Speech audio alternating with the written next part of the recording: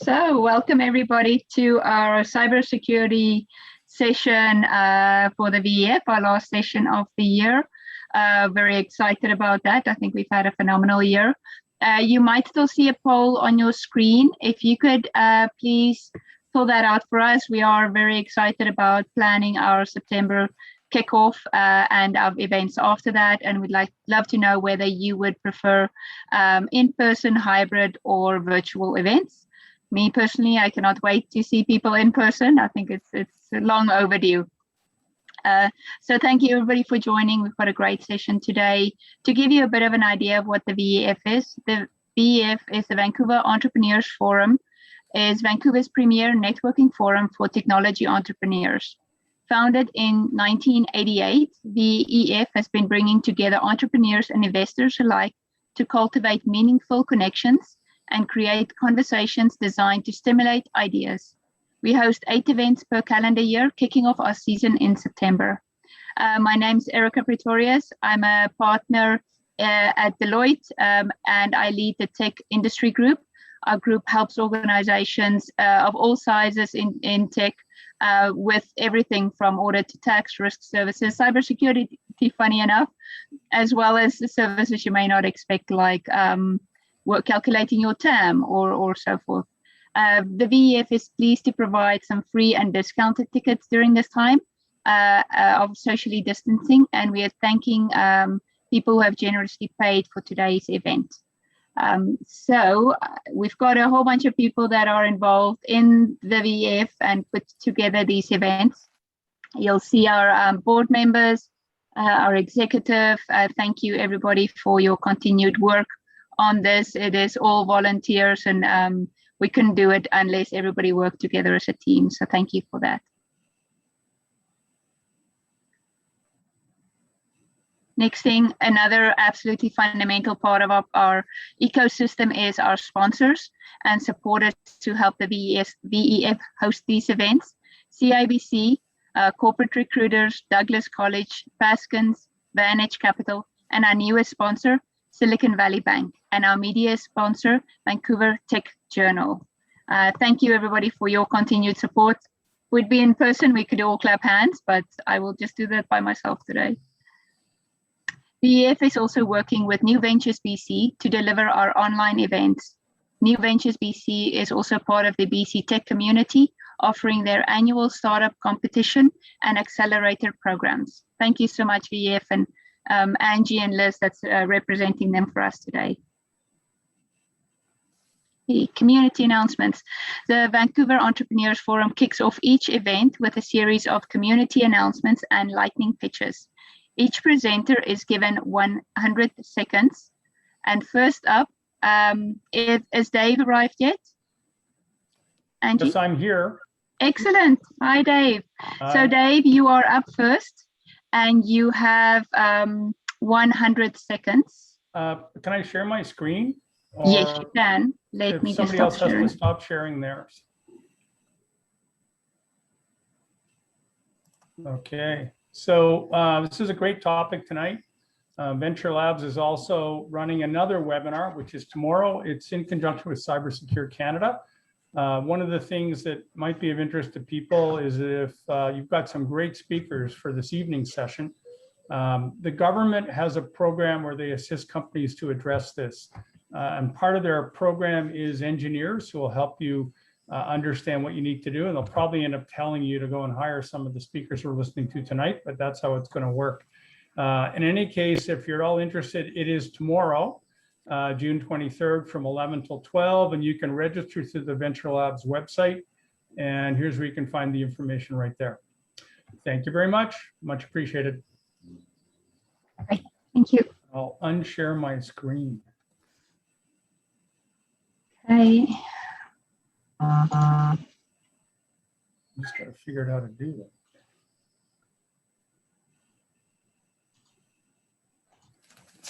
Great.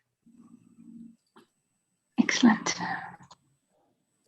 Okay, our next presenter, we're going over to the lightning pitches now.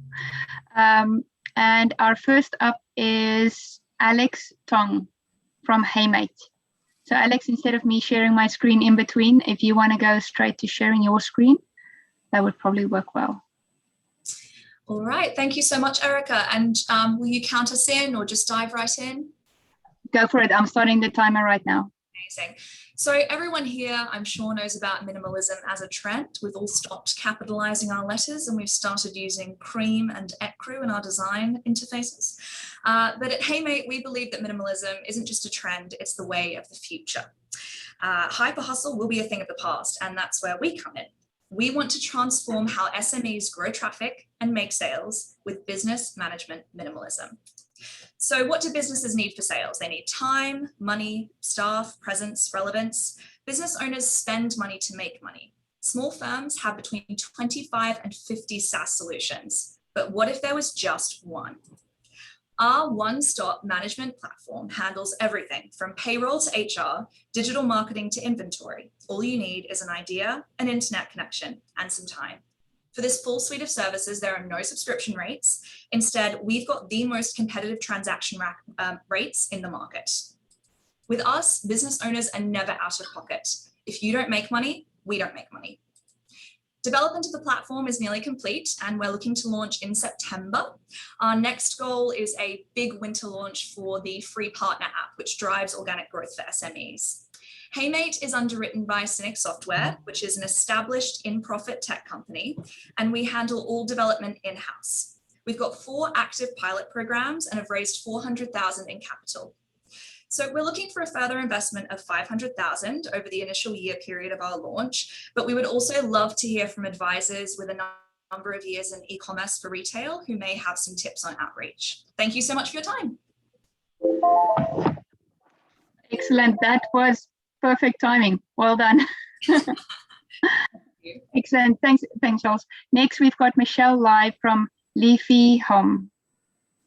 Yes, I'm going to share my screen. That's okay. Yeah, absolutely. Alexa, good morning. Up and at 'em, Tiger. It's 45 degrees with partly cloudy skies.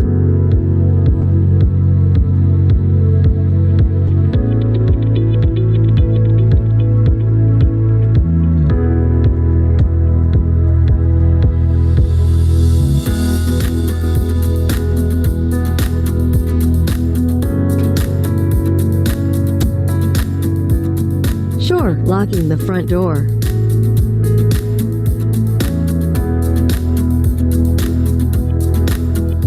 Alexa, good night. Sleep tight.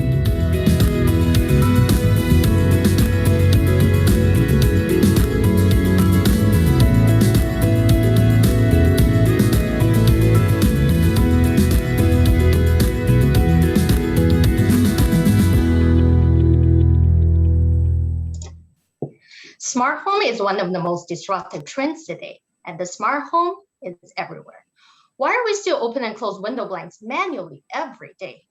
The problem is that existing smart window blinds are expensive, difficult to install, and require the hub to integrate. At Leafy, our solution turns existing window blinds smart. It integrates directly with all major smart home platforms without the hub. Anyone can install it in 15 minutes. Leafy is bringing smart blinds to every household. If you are interested in what we're doing, please reach out to me. Perfect. Thanks, Michelle. Now we have our final pitch is from Peter Kostka from Machinery Analytics. Over to you, Peter. Yeah. So Machinery Analytics is a B2B SaaS platform for vehicle failure prediction, which we intend to sell to vehicle OEMs or vehicle manufacturers. The timing for this is perfect right now, mainly because there's so many disruptive technologies going into the automotive space. So what was once a very conservative space is now having to adapt to batteries, emission reduction, efficiency improvements. And it's an incredibly large market. With failure prediction, you can get to market faster, you can reduce warranty costs, and you can get a lot of revenue from service. So what our product does is once the vehicle arrives into the garage at the end of the day, it will connect to our platform, which is cloud-based. Our platform then matches the sensor data from that vehicle with every similar vehicle that's ever connected to the platform. And through that, we're able to predict a particular failure of a particular component 1 to 3 weeks in advance.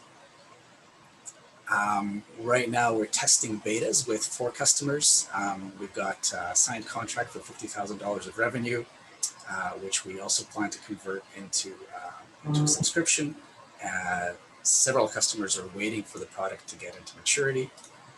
And we've got a fantastic team, both experienced people with a lot of experience in the industry, as well as some younger staff who can really churn out the product. And our plan is development right now with the pilot customers. We plan to launch to small and medium companies at Q3 of 2021, get to 1 million ARR.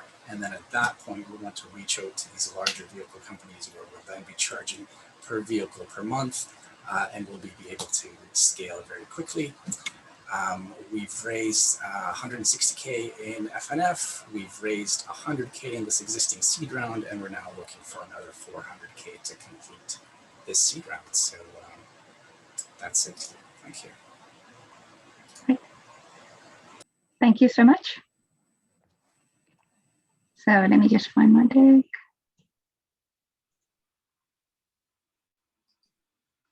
So on the screen, you should see our ways to connect with VF and connect with the other attendees. We obviously have the chat channel or the chat window in Zoom. We also have most of the other platforms. The one that most people use during the session is either the Zoom or the Slack channel. So please get yourself set up on that and be part of the conversation. There was also, I think, the Slack channel was sent out and in an email to everybody that registered this afternoon. So please look for that in your inbox if I was too quick on the screen for you to grab that. So next, I will hand over to Alex Dao, who will be moderating our panel. Alex, over to you to introduce yourself in the panel. Yeah, thank you very much, Erica. My name is Alex Dao. I've been in the cybersecurity community in Vancouver for a number of years, about 10. I co-founded Mirai Security, and that's my day job. And my night job, though I am retiring because I have a fairly new child, I was organizing the cybersecurity conference B-Sides Vancouver for many years, which was awesome. And 2 days of scariness for sure. Erica, did you want me to kick off the panel or? Yep. Okay, perfect. Well, before I kick it off, I want to tell a little bit of a story, how I met Tim Swanson. So I've had a good relationship with VF for a number of years. Around 6 years ago, I started attending these events and having a beer with Tim. I asked, like, what is the startup community doing for cybersecurity? I come from Ottawa, so, arguably cybersecurity has been a thing for a long time, but out here it really wasn't. And Tim really validated that. He said privacy and security are not really a concern for most startups. They believe they're not targets, and security is too expensive. And the worst thing is that he said that most startups know they have probably some problems, but they will get fixed when the acquirer acquires them because they have the budget to do so. That was 2015, and 2 years later, I co-founded Mirai Security. In coincidentally, a little privacy law in the EU came out called GDPR, and that really changed the landscape. And it caught a lot of startups off guard, where their customers all of a sudden started asking these tough questions about, like, how are you protecting data? Are you supporting our privacy initiatives, et cetera? And a lot of startups struggled to actually sell their product to big business because they didn't really have a cybersecurity story. In that same year, a tech darling of Vancouver, TIO Networks, was acquired for $238 million from PayPal. Interestingly enough, they didn't do any cybersecurity due diligence till after the acquisition, where they found a vulnerability. And it was a vulnerability scary enough that they actually took the service offline to investigate further and found that not only was there a vulnerability, but there was actually a breach, and 1.6 million personal identifiable information records were stolen. PayPal ended up scuttling the company, not able to recover anything out of the company, and lawsuits from shareholders ensued because of essentially not doing the due diligence prior to acquisition. More recently, we're seeing a lot of companies racing to the cloud, trying to be empowered by data and revolutionizing their business systems and software, either through in-house development or outsourcing their software. So instead of using, the monolithic business applications of yesteryear, they're now starting to put everything out on the internet. And this is introducing a lot of new risks that businesses, I would argue, aren't really aware of. So for this panel, I want to break it up into two parts. First, the OMFG report. I can't remember what that acronym means, but I think it's pretty important. And then part two, we're going to discuss some trends and what are the table stakes that startups need to be aware of in an increasingly privacy assured, risk averse world. Before that, I would like to introduce my panelists. Jennifer, would you like to give a little spiel about yourself?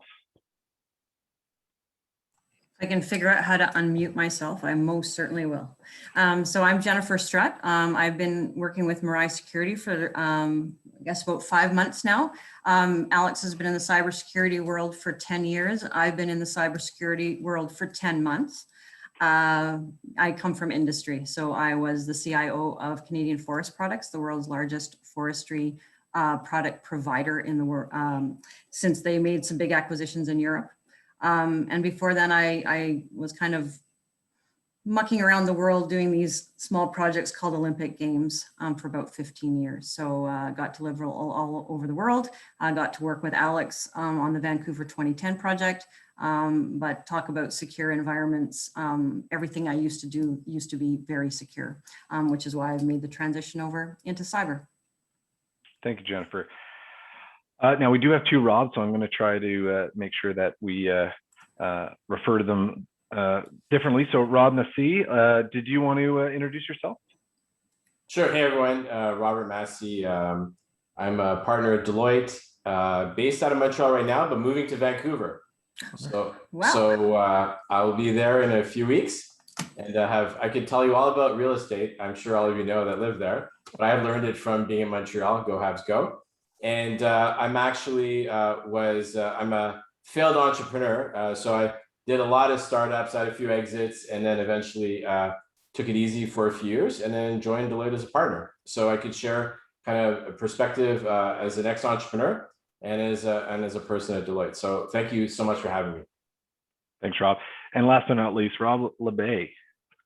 Hello, everybody. My name is Rob Labbe. I'm the Director of Information for a little Vancouver company, Teck Resources, where I'm accountable for cybersecurity for our global operations.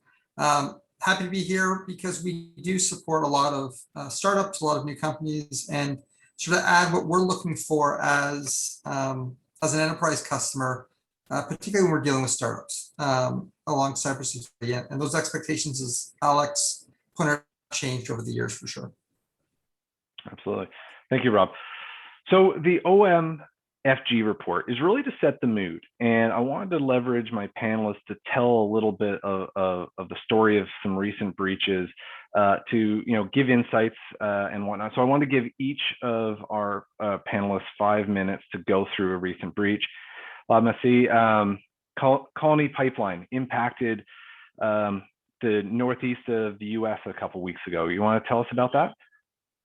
Sure. That one, to me, is fascinating for a few reasons. One is a lot of people thought, and everything I'm telling you is public information, so there's no confidential information. So Colonial had this ransomware attack, pipeline shut down. A lot of people automatically thought that the OT, or the network that controls the oil flow, the pipeline flow, was affected, right? So they're like, oh my God, how did they let something happen like this? And, panic ensued, they shut down the pipeline. And then what we realized later on, what started coming out in the news, and actually the CEO testified to the Senate about a week ago. You could download it. It's actually very interesting to see how executives work with kind of the news of their pipeline being shut down. And what turned out to happen is that Colonial's OT network was not, in fact, affected. It was their IT systems that controlled billing. So there was a deliberate action to shut down the whole pipeline because they couldn't bill. So I think that's an interesting component, because it's kind of like a self-inflicted wound, right? Like they could have let the pipeline keep flowing. It would have cost them money, but at least society would have benefited as a whole. So I actually had a client today with, or a call today with a client, and that client produces food, lots of food. And I asked them the same question: what would happen if your systems to, chop bacon at, 1 million pigs a day or something went down, or was working, but in fact the billing system was not working? Would you shut down that and cause a shortage of bacon? And they're like, that's an amazing question. I don't know. So I think a lot of people are starting to realize how everything is joined together, and also the impact on society that many of us have when it comes to working in different supply chain components, and understanding kind of where we fit, what our role is, and some of the trade-offs that we have in cyber. Because it's easy to blame and say, oh, they're bad or whatever. But the reality is that everyone's trying to do their best efforts, and we need to encourage people to think about some of these items first. So I think I was under 5 minutes to give more time to the people. Awesome, thanks, Rob. And that was what really blew my mind about it, that a corporation made a business decision that impacted millions of people. It wasn't the hackers that actually caused the outages, the shortages, and whatnot. It was actually the business decision. And I think the business is stuck between a rock and a hard place. They have shareholders. They have a fiducial responsibility not to lose millions of dollars of commodity, but at the same time, they are critical infrastructure supplying, arguably the largest population in the U.S. That felt some serious pain over a couple-week period, both on shortages of supply, but also spikes in prices. So I am curious to see if the government really leans in on them for bad corporate stewardship. Jennifer, we on our prep talk, we were spitballing on what would be a good breach to talk about, and you brought up one that I hadn't even heard about, and arguably I am getting a little bit snowblind from the breach reports just due to the sheer volume. But this one was an interesting one. Unmute.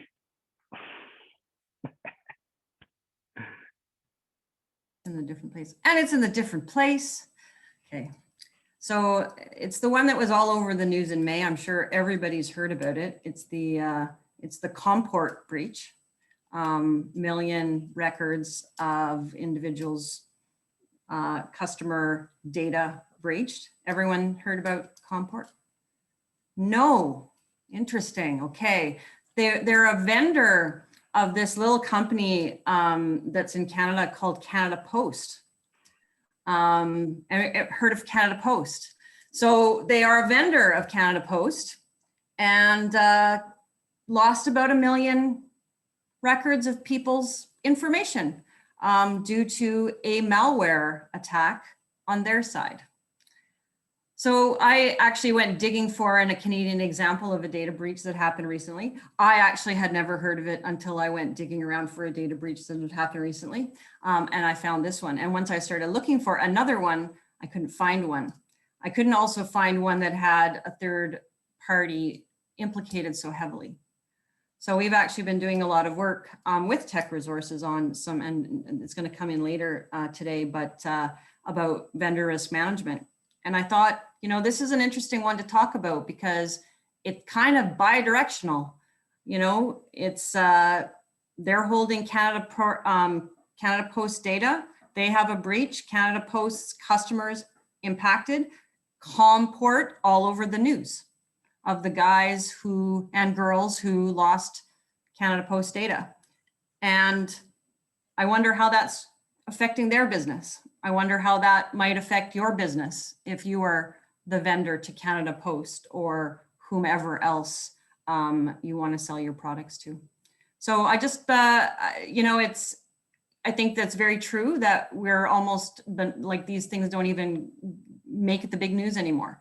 because we got oil pipelines going down and we have solar winds that are going on for months, and 1 million people have their personal data out there in the hands of bad guys, and it didn't really make a headline. That's my story. Thanks, Jennifer.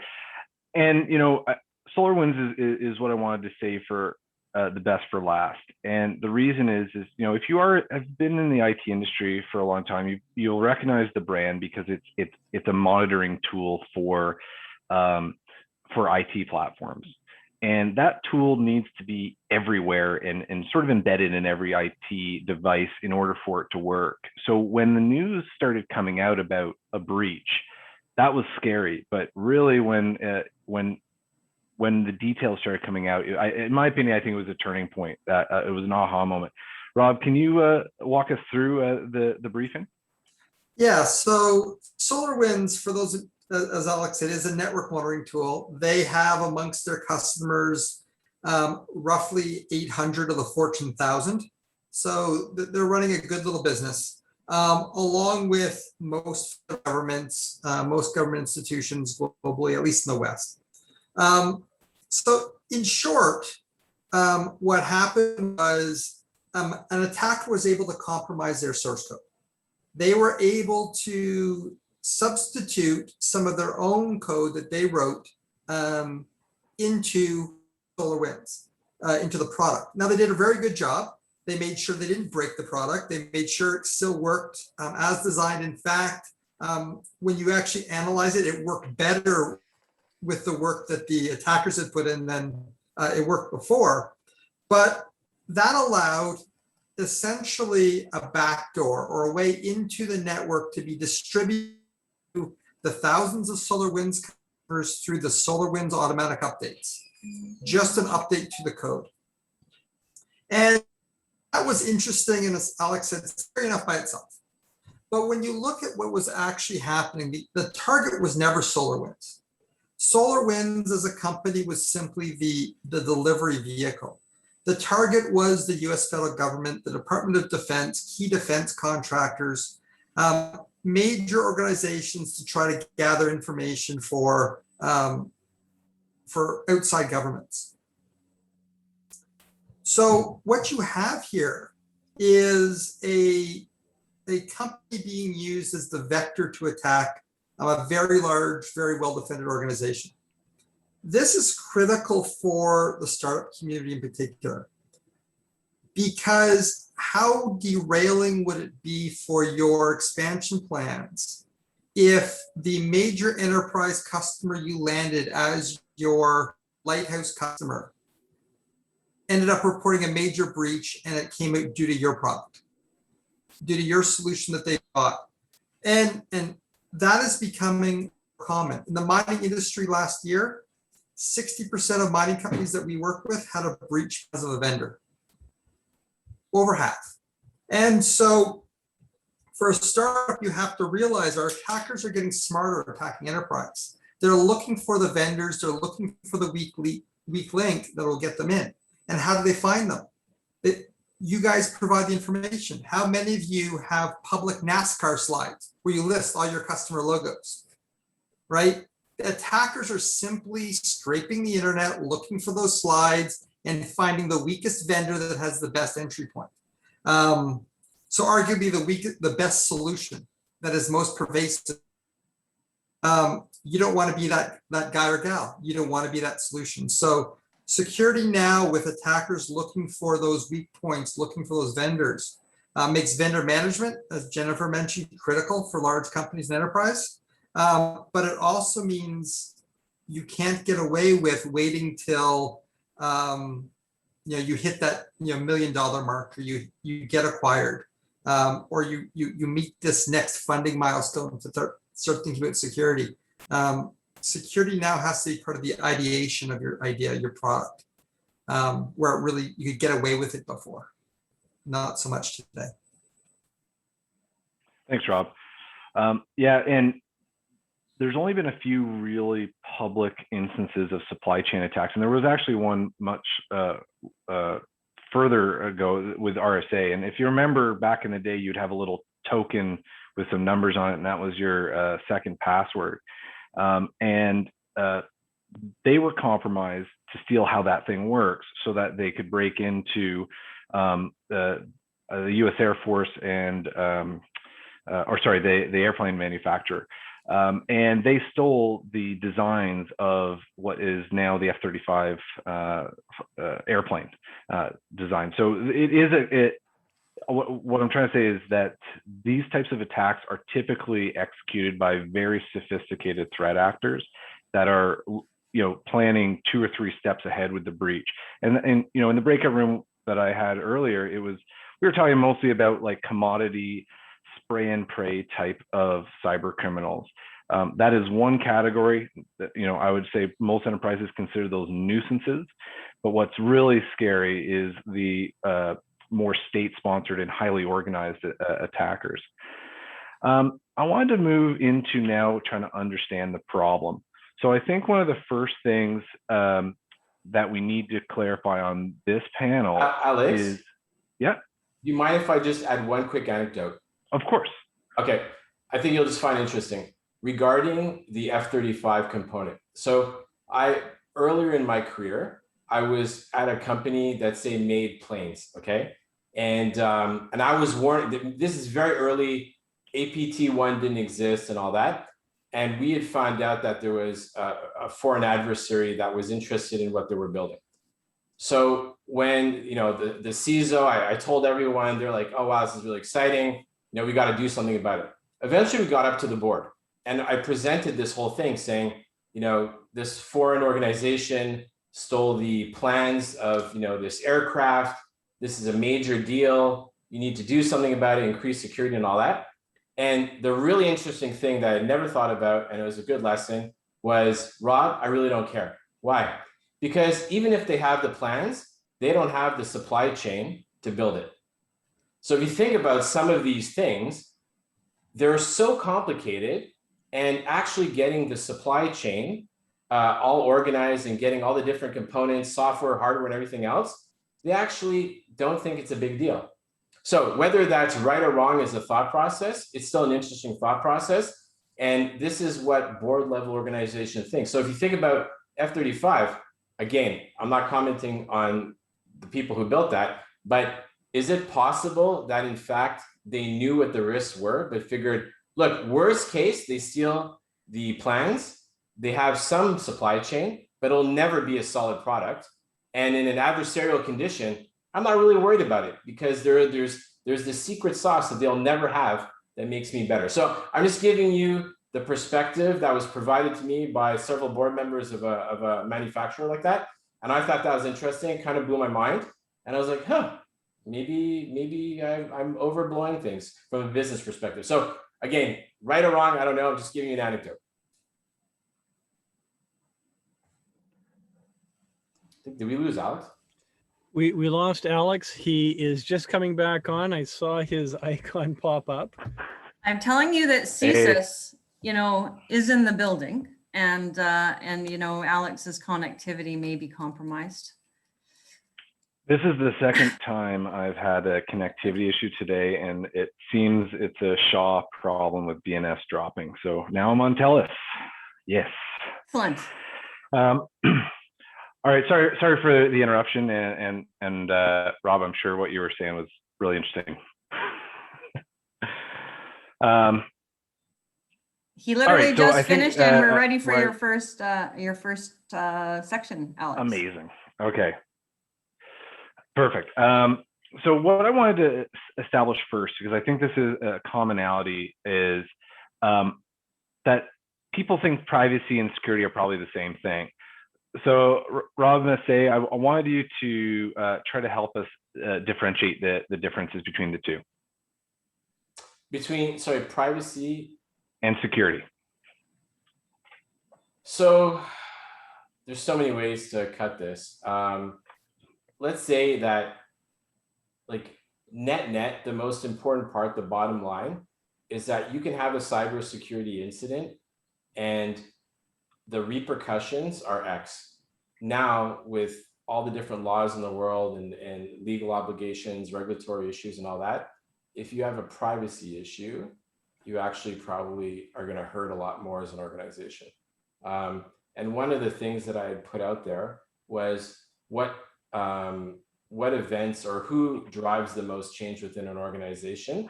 And one of them that you'd see is probably the board. And what makes the board act the most right now, what we're seeing is privacy incidents. So I'll give you an example. There is a media company, it's the public information, Sony. So Sony gets breached. There's a bunch of movie things and all that. Everyone says something, it's a big deal. Okay, eventually starts going away. Then another thing happens, okay, it goes away. Then 100 or 200 employees' social security numbers from Sony gets published. What happens? Lawsuit against the board. Guess what happens? The highest level of change is now a privacy issue, not a cybersecurity issue. So what we're seeing, I would say, in the world right now is that as much as we're pushing, I think they both go hand in hand. They're both very important, but the privacy regulatory GDPR is driving the highest level of change. So that's kind of where I think a lot of board level conversations are going right now.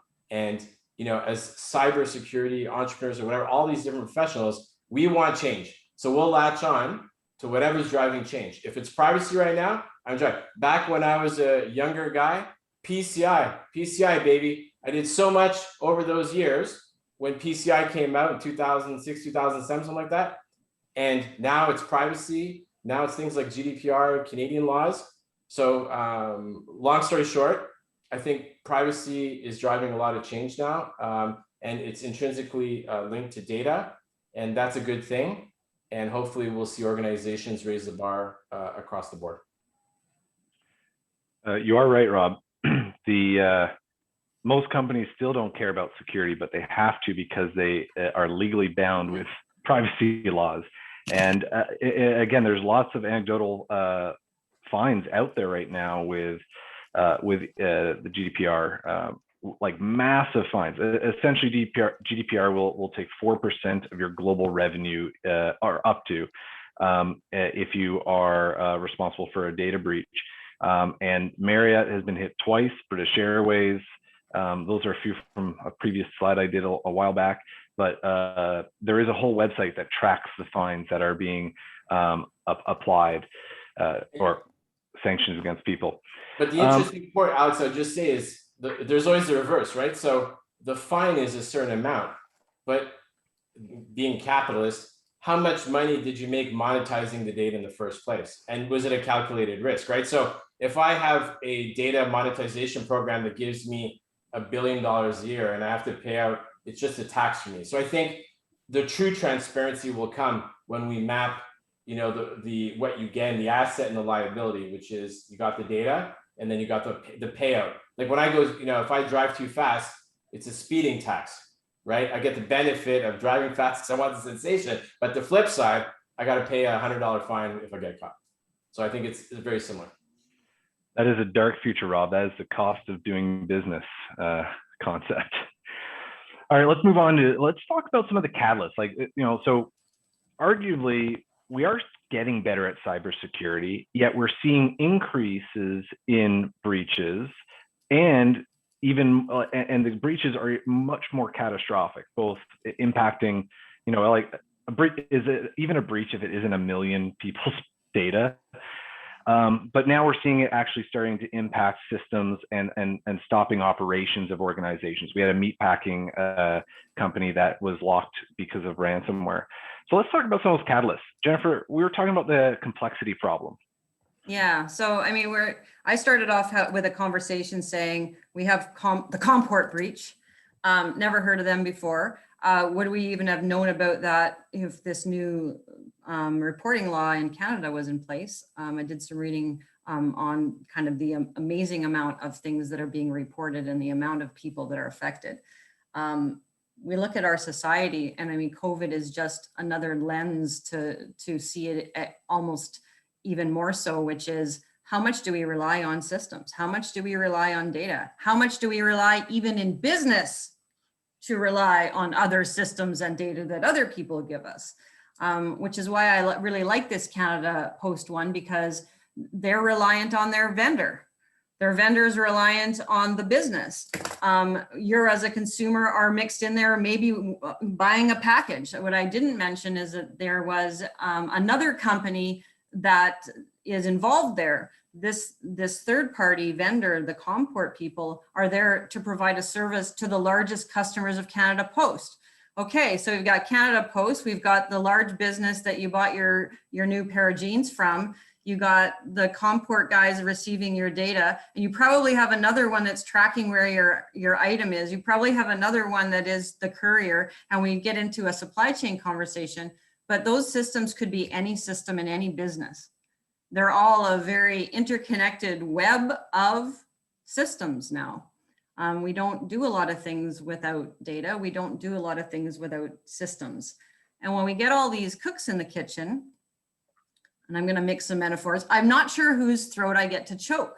I don't know who's responsible for the privacy of my data. I don't know who is responsible for keeping things secure. I'm relying on an awful lot of people. I'm relying on Microsoft to keep my email safe, and I'm relying on SAP SuccessFactors to keep my HR data safe, and I'm relying on so-and-so to build code for me. And I think it's really that complexity of layers and layers of systems with different people involved doing different things that you can't control. And that's our life at the moment.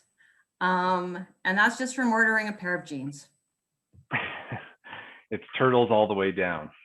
Yeah. I want to circle over to Rob LeBlanc. So I had the opportunity to work at Teck Resources prior to him joining, and it was definitely a different company, a different culture. And when I was the lone security person on that team, my boss was a little annoyed when I would bring up security concerns and whatnot. And he told me, we're in the business of breaking rocks, not breaking networks or securing networks.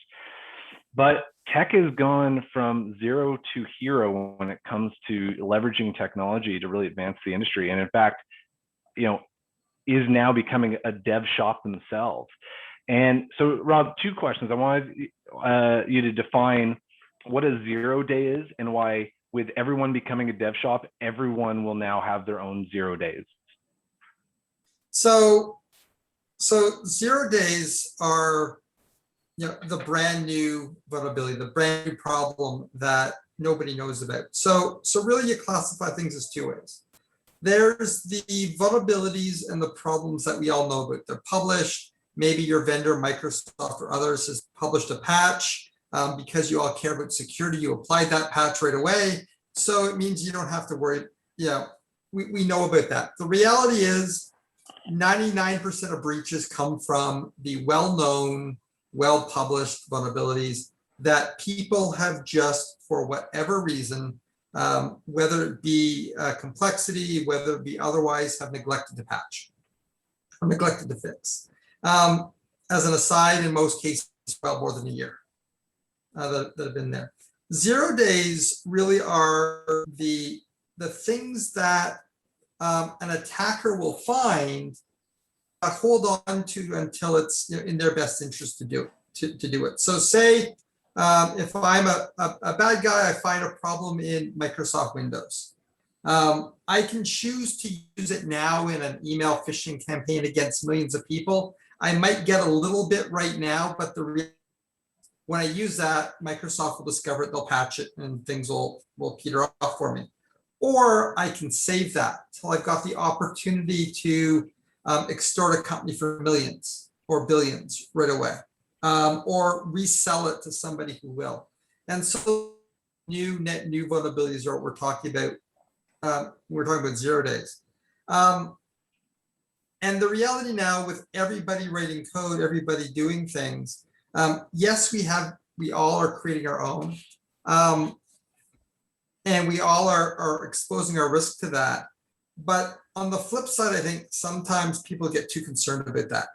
When you've got well-known problems that have been there for a year that you haven't fixed yet. And so it comes down to prioritization. Now, if you are looking to create software that you're selling versus tech that's creating it for ourselves, it's a little bit different. And then it comes down to, is somebody going to take the time to look for those in your software? That depends 100% on who your customers are. The reality is nobody cares about your little startup. They care about your customers. And so if you're successful in landing large customers, then people are going to start looking for the problems in your application or code. And you best be looking for them first. Perfect. Thanks, Rob. And that's really what I was trying to look at is like the vulnerabilities in Windows are well documented, they're tracked, and there's a lot of tools to fix them.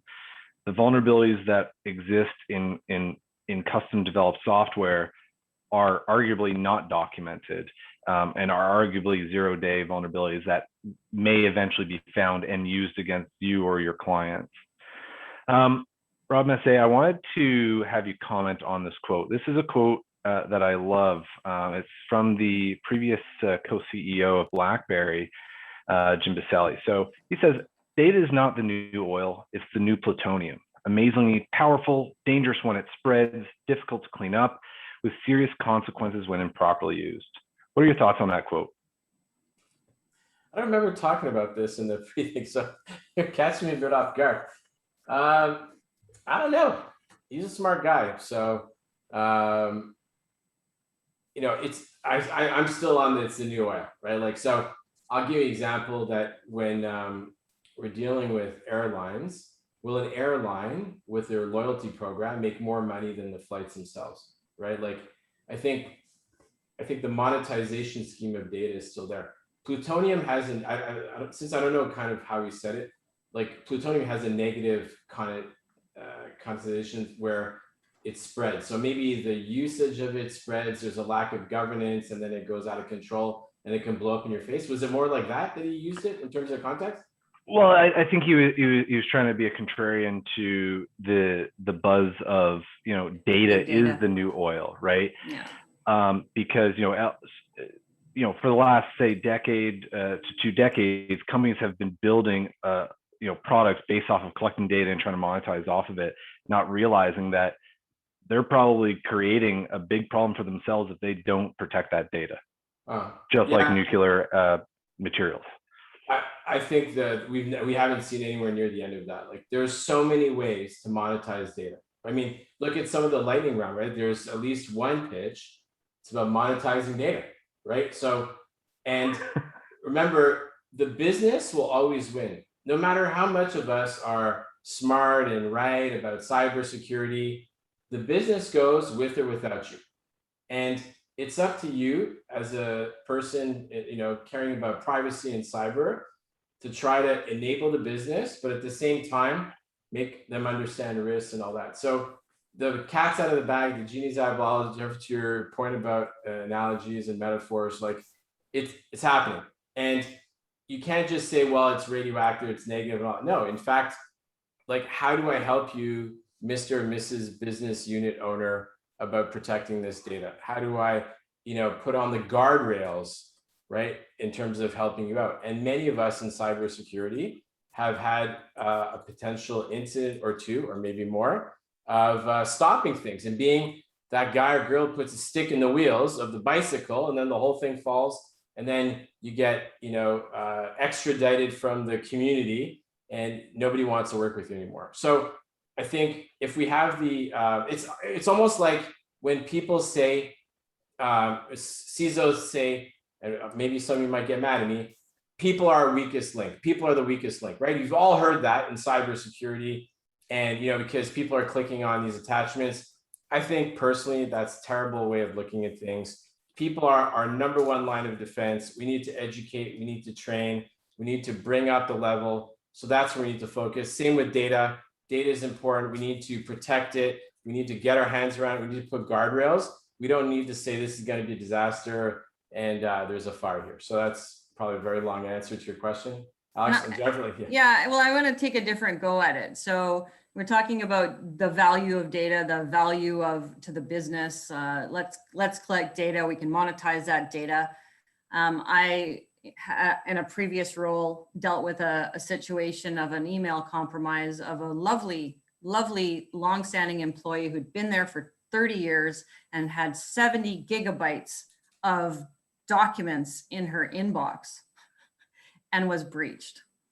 Every major vendor, every major customer, invoices, pricing, and we get into this thing of like, we have data lying all over the place. We got data that doesn't have any value to us, or it really even shouldn't be there. We got socks of data lying all over the bedroom floor. And do we even know where our data is? And so I get into the question of, do you know what data you have? Do you know where it's living? Do you know who's housing it for you? And if you don't need it, don't collect it, because then you don't have to worry about it. I was reading a book recently saying you get stressed from a dirty house because your brain is trying to figure out where everything needs to go. Well, if I ask you all to take just a couple of minutes and say, where is my data right now? It's like, where are all the places that my name and my address and my social insurance number? It's a lot of places. And my point there in terms of people who are collecting data is, well, what do you really need to be valuable to your business and be valuable to your customer? And what maybe don't you need? And maybe you shouldn't touch it because it is plutonium, like a 70 gigabyte email box. Messy when it spreads. Yeah, and I definitely don't want to think about how I use my download folder as just the dumping ground of all things. So let's circle back on the software composition problem. And generally speaking, that is how we're building software, how we have been and how we are building software has increased in risk because of certain, cultural norms within the development world.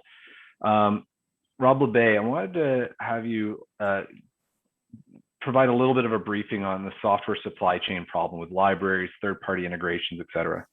So I suspect you asked me this because you know I'm a reformed software developer in background. But as we're rushing to get software developed, software developers have always been good about not wanting to reinvent the wheel. Since I started doing it, 25, 35 years ago, you Google, you search, you find an example, you find something that does it, you cut and paste the code in the old days. Now, you find a reusable library and you just take that library. You don't really understand how it works. You don't really care how it works. It just seems to, and in you go, and it gets you to market much quicker. There are some startups who I've seen their product and they wrote exactly almost zero code. They just bought or found third-party libraries, stitched them together, and away they went. The challenge is, though, the quality from a security perspective of those libraries vary.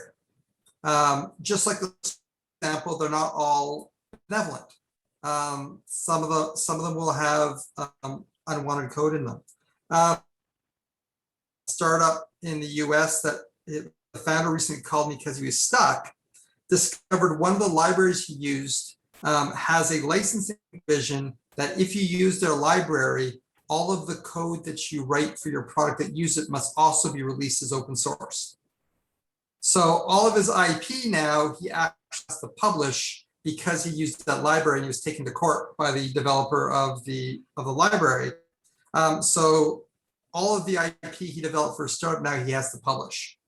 So he basically gave away his startup for free. And that simply comes from a developer just grabbing a library that seemed to work and using it. So as you start using libraries, you have to be careful of that. You're starting to find enterprises, whether it be Teck or others, that will start to ask you for basically the ingredient list for your application. What are all the libraries that you've chosen to use? Because I now have to watch for vulnerabilities in all those libraries that you've chosen to use as you go through.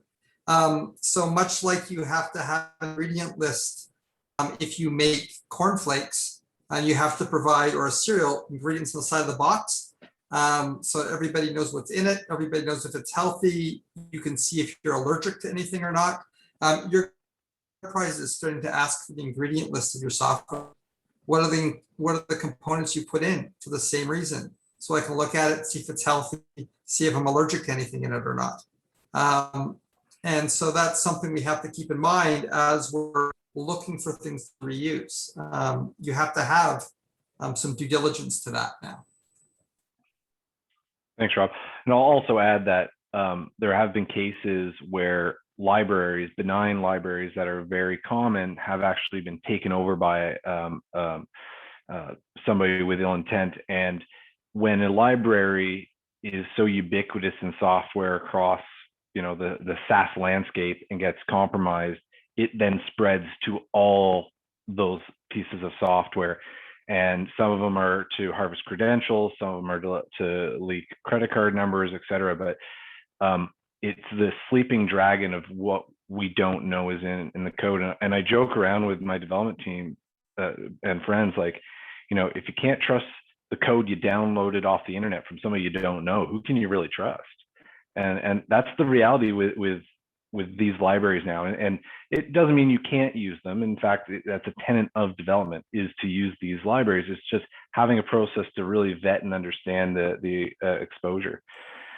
Jennifer, we were talking about the shared responsibility model. So if you've ever attended an AWS talk or presentation or anything AWS, almost the first slide is always, this is the shared responsibility model, remember it.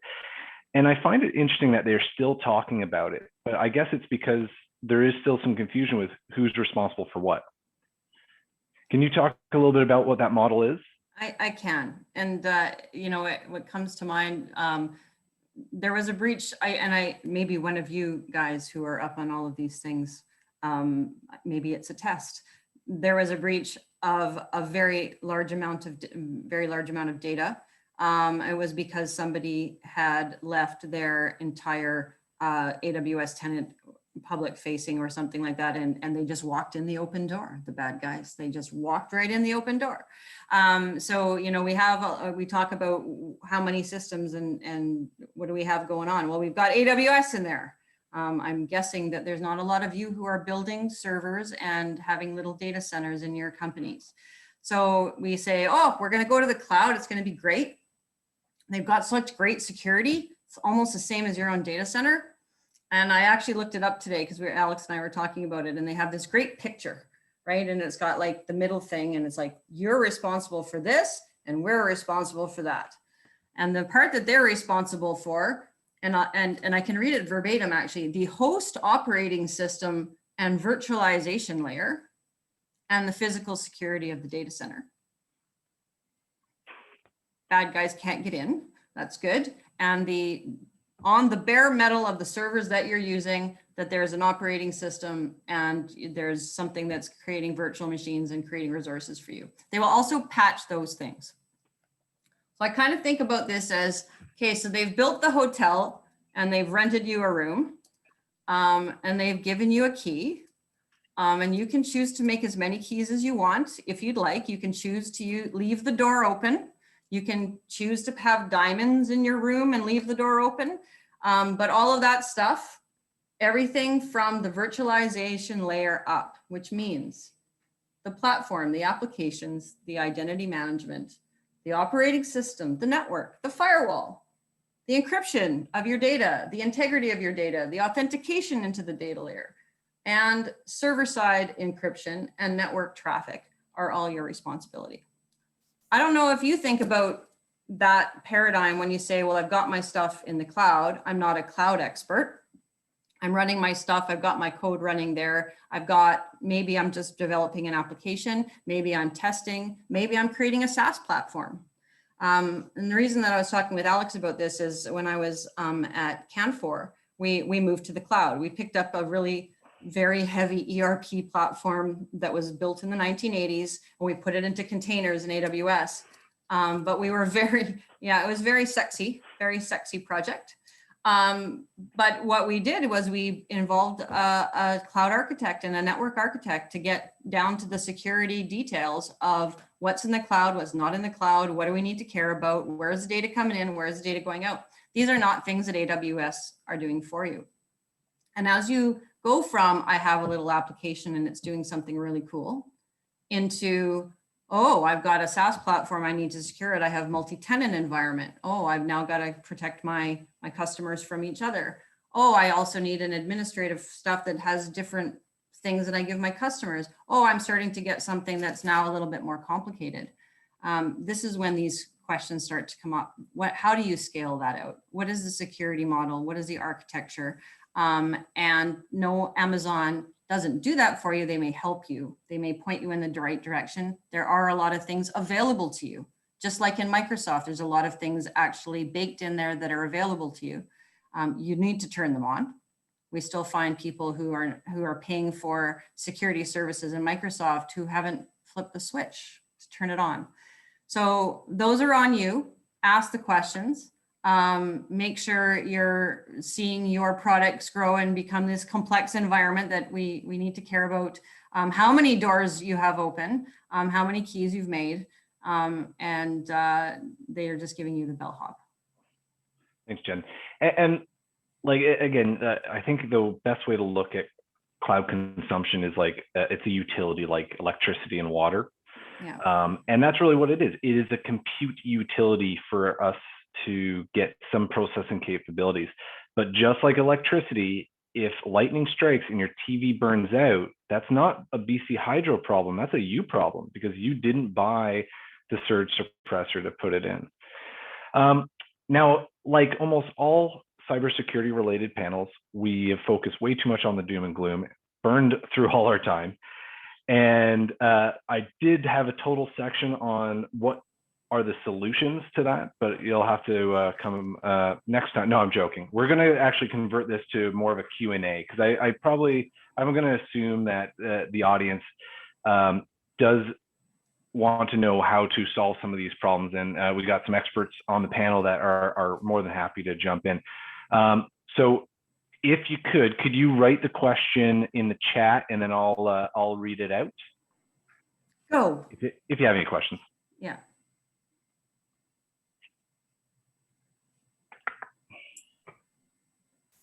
Nobody has a question. I can hear feverish typing right now. I'll ask a question. What about talent? Like, is cyber security also one of those areas that's just completely short of good, talented people? And are you seeing that changing at all? Are you seeing more people going into that field, or anybody else? Yeah, it's painful, and I want Rob to answer this because I know he has a great answer for it. Yeah, I'll take this one. The answer is yes, it's challenging. Yes, there's a shortage. There are not a whole lot of unemployed cybersecurity people wandering around.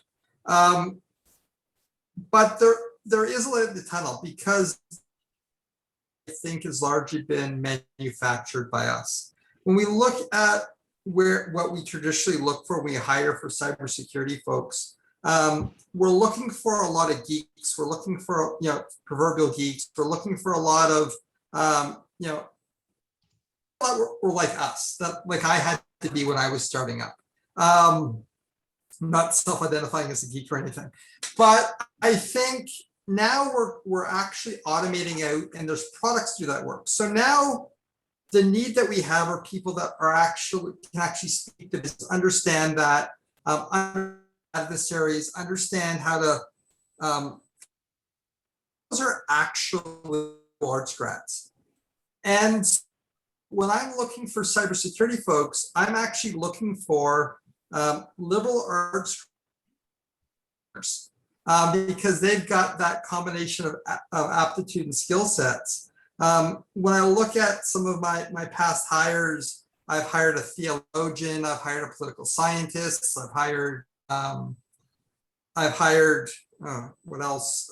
A history major, and trained them in some of the hard skills, because more and more when we talk about what our adversaries are and what the groups are, it requires understanding of the business. It requires the ability to relate to people, particularly in crisis. It requires ability to understand the motivations of attackers and adversary groups and understand where they're likely to try to hit you and why. If you can't understand as a startup where or why somebody might attack you, you can't defend it. As a large enterprise like Teck, if I can't understand or why somebody might attack Teck, I have to try to protect everything. And we're too big, frankly, at least for a price that anybody wants to pay to do it. And so again, I have to be able to predict what parts are interesting to the bad guys and how to protect them. It really is, in a lot of cases, liberal arts graduates who are, and the liberal arts degrees who excel at that. And I can teach them the cybersecurity skills if they show a bit of aptitude, which gamers often do, much easier than I can teach a hardcore cybersecurity, deep in the weeds reverser or a malware reverse guy that's social skills necessary. So a lot of it is to get past the skill shortage, to think of what do we actually need for cybersecurity for the next 10 years, and not to hire what we needed in 20. Thanks, Rob. And the questions are coming in. And one quick thing.